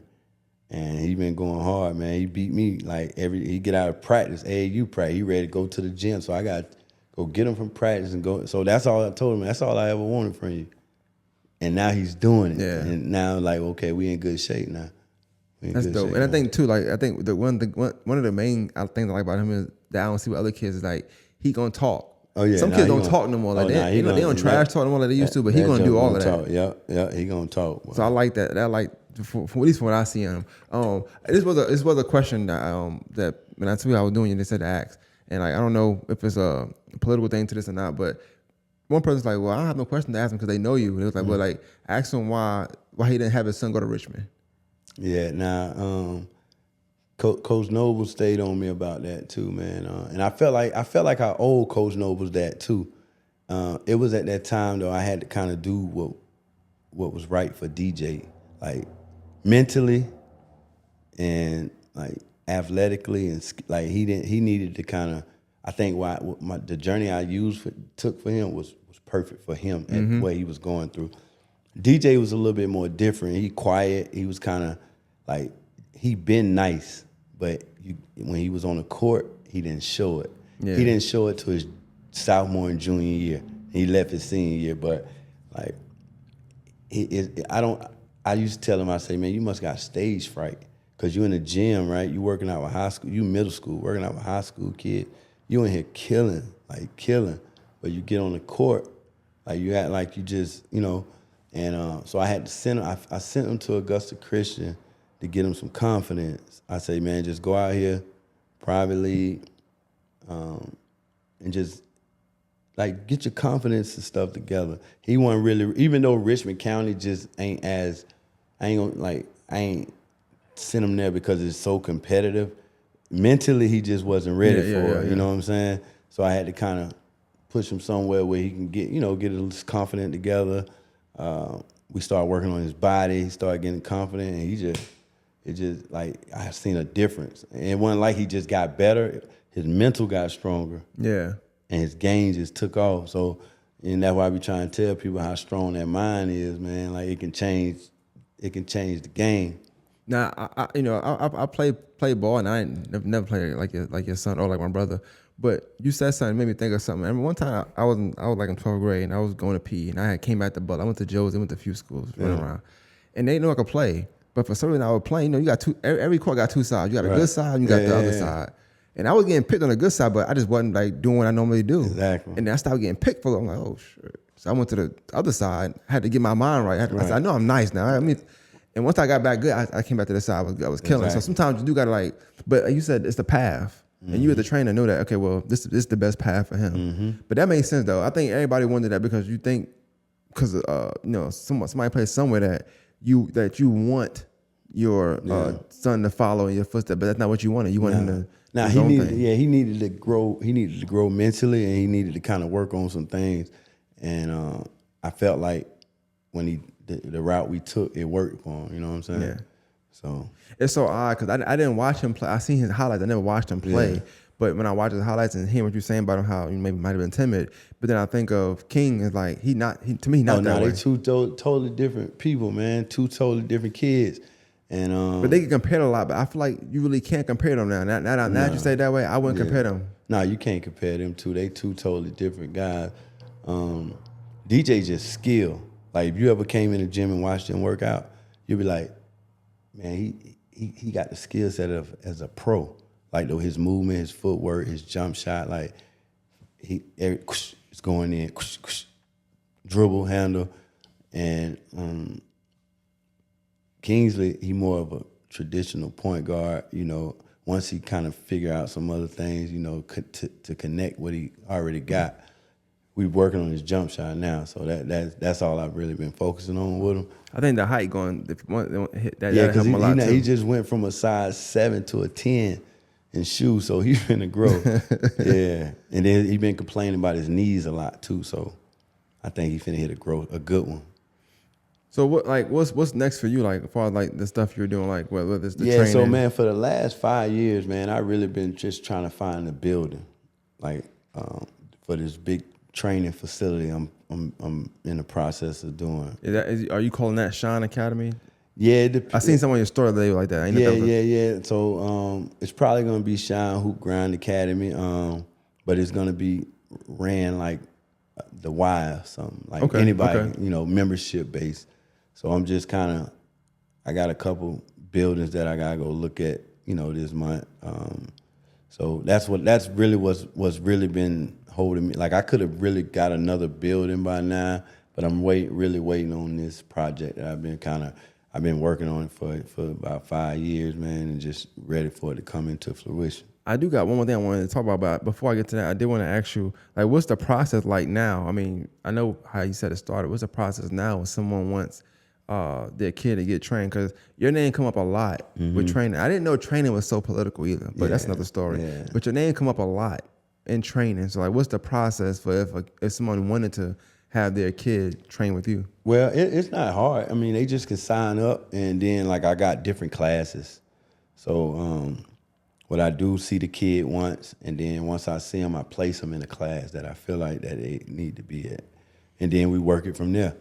Like once I put you in that class, like I tell the parents, this is a long, like I want to see them through. I really got 100% Division I rate. No, it's about 90 that a kid that I started with, and I sent them through. Yeah. Like that's what I prefer. Like I don't really like nobody calling me and want to just train. Like, cause I really like to develop. Yeah, you really invested in the development process. Yeah, so I be wanting, if I'm gonna get you in 6th grade, if you patient, let me get you through the 12th, and if they don't get caught up in the in between, and can just get through. Everybody I have done that with have went to play college. You know what I'm saying? So that's why I be trying to tell the parent, like, this stuff is patience, man. Like, be patient and just go through the ups and downs. If I'm working on your kid's shot, that's not easy to do. I gotta fix technique, mechanics. I gotta fix all that. Don't expect they're gonna be hitting threes in every shot that they shoot their next game, or this season may be the learning year. Let's just stick to the format. Let's stick to then next year, just watch how their percentages go up. Like, stuff like that. Yeah. Like, this thing is patience, man. It's patience. You speaking of patience, I have to ask this question. I meant to ask it earlier. I wrote it down. When you was at Delaware, what made you stay all the time? Why not leave? I always been a loyal dude, man. If it ain't broke and somebody that's rocking with me and they really showing love, I'm gonna rock with them. You know what I'm saying? Georgia State did try to get me to come back.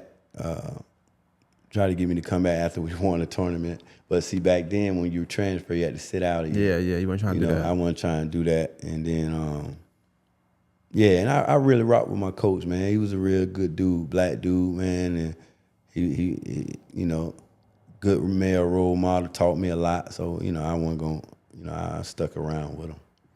Yeah, and then I know, and I don't know if you want to touch on that, but you mentioned that dad. I wanted to circle back to that if you were fine with that. Mm-hmm. But what was the, I guess, the thing that you made you say, okay, I want to go ahead and try to find my dad now? I always knew, you know, that that's something I wanted to do. And it was crazy. He approached me one time. I seen him out. And he was like, man, your uncles didn't be always telling me, man, that we look alike. Because he grew up, my uncle. He was in and out of jail with my uncles. So he used to always be like, man, I was like, give me your number, man. You know, we can go get that done. And this, I probably didn't go like 2 years after that. Like, I just be throwing it off. I wanted to know, but I was kind of, you know, you be a little nervous. Yeah. And be like, man, if it's not. You were grown when he approached you about this? Yeah, no. Okay. Like I told you, I found out at 40. I probably was like 38. Okay. Yeah. But like, you had never seen him in life before that time? Nope. Okay. Nope. Because he was in and out of jail? Yeah, he been in and out. And then, I have heard of his name because he used to be around my uncles. You know what I'm saying? But I never knew he was like potentially my dad until he told me. He was like, man, you know, back in the day, me and your mama was kicking it, you know. He was like, but your uncles, man, they be telling me we look alike. You know, I was like, man, only one way to find out. So he gave me his number. It was about 2 years later, man, I was like, man, I need to get to this, man, you know, because my stepdaddy had died too. So that was another reason too. I ain't never really wanted, because he did, you know, he was a stand-up dude, you know, in me and my brother's life. So I ain't never wanted to kind of, you know what I'm saying? Yeah. So when he passed, that kind of like, I was like, man, I'm gonna just go ahead and get this done, you know. And then I hit him up, I told him, and then we just, you know, we keep in contact, you know. I got together and I hung out a couple times, you know, cool dude, chill, you know, real cool dude. And finding that out, did you like find out more about yourself? Did that help you find out more about yourself or why you do things? Or nah, not really. I can kind of look at him and I can see some of me in him, you know. But as far as myself, you know, man, I just kind of like, you know, with therapy, you know, I do all that on my own. Pretty much kind of, you know, understand myself at the fullest, you know. Well, that's dope. I was just curious, like I said, because, you know, you had a pretty successful life, you know. Yeah, pretty much. Like I tell my wife, we talk about like the way I show up on the outside, man. What I went through and how I brought you, nobody wouldn't guess. You know, they'd be like, nah, man. Even in high school, like my life wasn't what I showed up to school and what every day. Yeah, you know what I'm saying? Like I always knew how to, you know, figure it out. And that's when I came home from college. I knew I could. I got a hustle mentality. I'm always figure it out, and get to it and figure, you know, put something together and make it happen. So, nah, that's dope, man. That's dope, man. I definitely appreciate the conversation. I learned a lot about Augusta today, but definitely just from you and how you speak. Your storytelling is good. Nah, it's rare to find sometimes, because sometimes people don't know how to answer questions, but you made it easy for me. I mean, I feel like, you know, I don't talk as much to people. Like I always been like, I ain't really never had a lot of, I had one, you know, two best friends, two friends throughout my whole life. So I was just always, you know, one of them ones, man, that, you know, you gotta really, you know how people is, man. If I find a real one, man, I already know, you know, if he real or not. That's the people I'm gonna have around me. If I ain't with my family, my brother, my cousin, you know, I don't really do too much. So a lot of people wanna, you know, get close and talk, which I don't mind. You know, it's just, you know, when that time. You come from an era, the era that you're from and we're from. Not to sound cool, but it's no longer, it's not around no more. Yeah, but that's not what the era was about. You interview when you did something good, okay, cool, and you go about your business. But now it's like people talk just every day now. Now they do. It's just like, you know, right now, like even the older, our generation, my generation now, they acting like the kids now, you know. And, you know, they doing it's crazy. Like you look on Facebook, man, and just all the grown people doing all the crazy stuff now. And then even you look on social media, all the all the podcast dudes, man, they click, they you know, everything for that check now. Everybody not being themselves, man. So it'd be just hard for me to, you know, get around all that, man. I understand that. When you I know I asked you a couple of times when I seen you. I think when I did last year when they came here and we spoke. That was like a whole year ago too. Now I think about it, but I knew it would happen. It's about timing, really. Right. Yeah. And then like I say, man, since I opened my gym in 2015, man. Like I literally work 7 days a week, bro. Like I've been doing that for the last 10 years, man. Like 7 days. Like so, like I sometimes don't go to the kids' games that because I can't. Yeah. I'm in the gym all day. Like I'm a teacher. Then when I leave school, I'm at my gym. So my wife get on me all the time because I leave the house at 5, man. I don't come home at like 8:39 every night, 7 days a week. So even on the weekends, I'm at the gym all day. So a lot of times, like, I'm on the go, and then I can't really sit down because I be moving. So, and that's why I be wanting people to know it don't be nothing personal with nothing. It's just sometimes, like, life be moving, and I just got to take care of business and keep it moving. But, so, timing is everything, and I think perfect timing. No, definitely. And I think you got a good story, too. That's the main thing. I think people are going to realize, I don't know if you know how long we was talking, but it's already 96 minutes. Yeah. So I don't think people ever going to really get a 96-minute clip from you like that, you know? So, right. I'm honored for that alone. But definitely tell them where they can find you at your social media, you know, how to get in contact with you, at the email address, those things like that. Yeah, you can always find me on social media.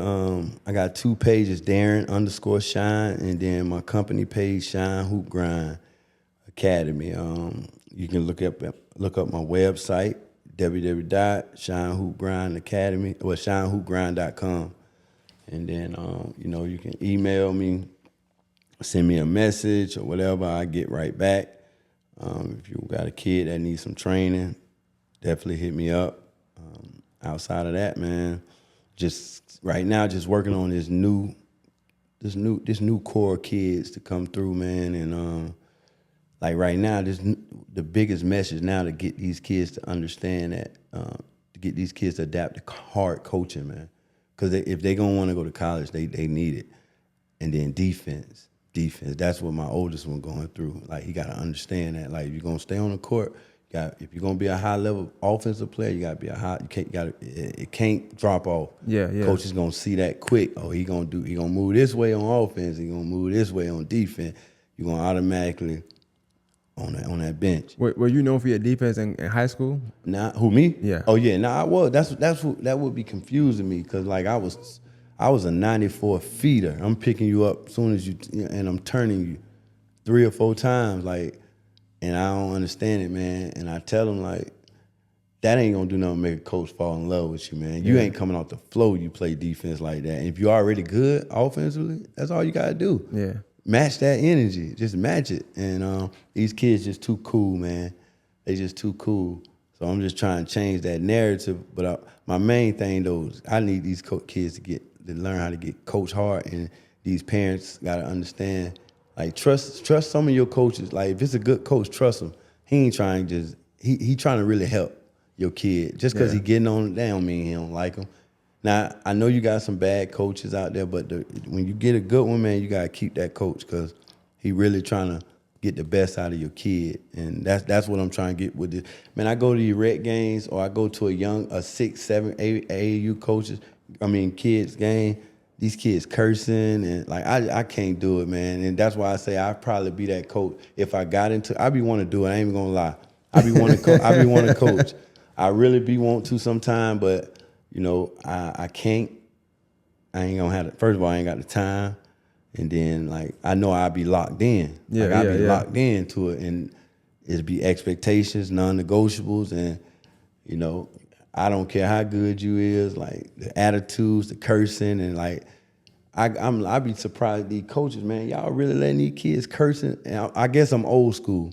Like, I don't play that with my students. Like, these kids cursing like adults, bro. But I know you in the field, like the coaching / teacher, parent, coach parent, teacher parent, that like relationship is strained anyway because of some coaches, like I said, some coaches that's not good coaches. That's also right, for sure. And they just in a role. Yep. So now you got a parent mad about that. Some parents not great parents. So you got coaches mad about that. They getting a child that's already disrespectful anyway. Exactly. So it's like it's a tale of two. Like we missing so much. You said high level and just like the mechanics. It's mechanics of coaching. It's mechanics of teaching. For sure. It's mechanics of parenting, and we missing a lot of mechanics all around the board. All around the board, and that's why I be trying to tell the coaches, like, if you gonna call yourself a coach, go to coaches clinics. You know what I'm saying? You need to have something. You probably got to start that up. Yeah, we working on that. We working on that. Get some college coaches down, talk to these coaches, let them know. Because to me, defense is a lost art, man. These kids is lost on the defensive side.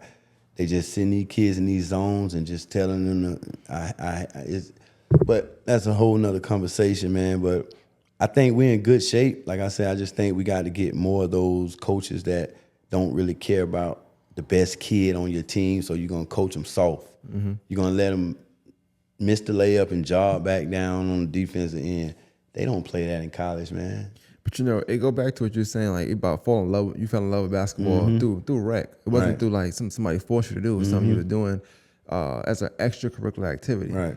And a lot of times, like the coaches, it's extracurricular, but it's just something they're doing because they want the extra, how much money they're getting, right? Exactly. Then a lot of times with the players, they on a court just because they're just there. They just there, man. They just there. But nobody in love with nothing. Yeah, if you get a good coach, you can set a good environment. Like my man at Butler, Clark, I think he's doing a good job. Yeah, shout out to Clark. He's doing a good job, man. Like he really got them kids locked in, and he running his program a certain way. Like you're the best kid, you getting held accountable. You still got it suspended, game plan or whatever. You breaking rules, I'm gonna suspend you. Like these kids need that structure, bro. I know they need it, man, because that's the only way they gonna continue to, it's gonna take them far in life. Yeah. And that's my thing. Like I don't really be caring about it now. It's like after. Like how you gonna be after? Those are the best coaches though. Exactly. It's not about the ball. It's about life. It's about life, man. That's what my coach taught me. Basketball is a game of life, man. You're gonna go through adversity, but what you gonna do when you go through it? You got to, so that's what I be trying to instill in these young kids, man. But like I said, it take everybody. The parent, like you said, the parents got to be on board because now the parents are getting mad at the teachers for disciplining their kid for doing wrong. That's the most backwards thing I ever heard, man. But you mentioned like lost art. It's so much stuff that's lost. Parenting is lost art. Coaching is a lost art to some degree. Teaching is a lost art. For sure. Like you said, everything, man. There's so much stuff that you're going to have to find. I know you say you want it. If you could find that, that'd be amazing. But you're going to stress yourself out. You run crazy, man. Like I tried to do that before, man. That's why I say like just to see your brother, see everybody else getting involved with it, man. I'm like, thank you, man, because at one time it was just me out here with all trying to, man. My wife I used to be coaching I used to coach one game, go to the next game. Kids at my house all day, all week. I'm driving kids home, parent car and drive. Like I did this for years, man. For real, years. So I was like, man, nah, I'm gonna just kind of still do training, but I'm gonna chill on the coaching. I'm gonna just kind of focus on my kids, Yeah. I mean, I know you don't want to talk about that. That might be something you could do. I know you're not trying to do the talking thing per se, but with the time, may not permit for you to have it at the academy or what you're doing. But I do think you speaking and kind of putting them nuggets out there, like how to handle the situation where you got benched. Right. What accountability to take when you got benched as a parent. What do? Do you approach the coach? Do you sit back and analyze, sit with your kid first? It's a lot of things you probably can't give. It is. Shit, I want to write a book, man. I'm going to write a book on that, man, for real, because they need it, man. That's one. I never wanted to seem like a delusional parent. That's why I say I tell my kids, man, look, you ain't finna have me going up to no coach, right? And then when I get there, that coach finna talk about all the things you don't be doing. Like you be last in the drills. You be going through you be laughing and joking at practice. Like now I look stupid coming up here, getting on this coach about why he benched you, and you ain't did half of the stuff you should be doing. That's what be going on. So I never wanted to be the delusional parent. So I always wanted to make sure I was aware, make sure I knew what this coach expectation was. So now I can hold the kid. The kids got to get held accountable. And that's one of the things they don't love right now in this generation, accountability. They hate it. They ain't holding themselves accountable for nothing. It's always everybody else's fault. So, I think one thing you said that in today that I took from everything was like, I think you just approached the game the right way every time. Mm-hmm. So you said first in this and first in that. Yeah. Just that mindset. Yeah, no, I never had I never had problems, bro. I never been benched. And like I probably wasn't the best player on the team all the time, but I was the hardest worker. I was the hardest worker, and I was the more coachable. I ain't never really get attitudes. You know, I push my team. That's a lost art too, being coachable. Yeah, no, I'm telling you, bro. And it takes you a long way. Like everybody I dealt with, every male I dealt with, I still talk to this day. I'm talking about 20 years, 30 years. Like I still keep those relationships, and that's why. Like they know, like I can always call me. I mean, they can call me. I can call them. So those relationships to me, man, and it may be like that may have been a trauma for me, whereas me like that, like not growing up with my real dad, like having men, like older men, like mentors or whatever that always like, and we still, you know, that's one of the things I always looked up to is older people that gave game. Like even when I was in a nightclub, it was an older guy. He taught me a lot about money and just everything, like he just did. So I'm always reaching out to the older guys because they always got the older successful guys, they got so much game that I be, you know, living my life on daily. So that be helping out a lot. Definitely, you know? Man. Definitely. Well, this was dope, man. I definitely appreciate you coming through, man. I'm gonna try to get Tony on now. Now I'm curious to talk about him. I put that together, man. Tony got a nice story, man. He got a really good story because just to see, you know, what he had to go overcome, man. You know, to really get to where he at, just playing basketball and he had things he had to do on his own, man. That's my guy, man. We still, you know, we still rock. We still do little camps together. When he need me, I show up. When I need him, he show up. He's a good dude, man. Yeah, man, definitely, man. Well, shout out to you, man. Morning Masters Podcast. We out. This was a dope episode. I appreciate you coming through. Nah, I appreciate you, bro. And shout out to you for all the game you gave us today, man. Nah, I appreciate you, brother. Hold it down. Yeah, that was good.